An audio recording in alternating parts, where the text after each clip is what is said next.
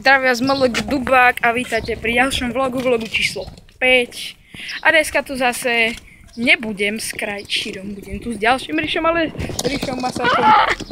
Nope. Viete, ja vždycky dám ten mobilek, tak zle, tak oh shit, tu je sklo.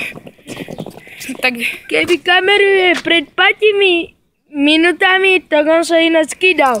to ste mali vidieť. Epic fail. Ale už som to vymazal. 10 z 10. Takže ľudia, takže dneska je 8. mája a 9. mája budú moje legendárne skúšky na 8-ročné gymnázium. 17. novembra, no je to na takej ulici v Topolšanoch a chcem, ja ani neviem, či sa tam chcem dostať. A to už je zajtra. Čajový. A Masarko tu dobýva, takže som ho prišiel odprevadiť. Ahoj Masarko. Ahoj. Ahoj. Masarko išiel preč. A ty... O čau, ty vykradila. Masarko, nikto si to video ani tak nepozrie. Takže tí šikovnejší si mohli všimnúť.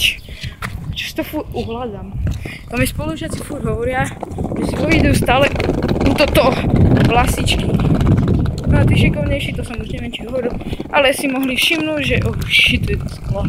Si mohli všimnúť, že som na pennyboarde. Ako každý tretí vlog. No vlastne, to by bolo pre tento vlog všetko. Takže zdravia z Molek Dubák a majte sa veľmi dobre.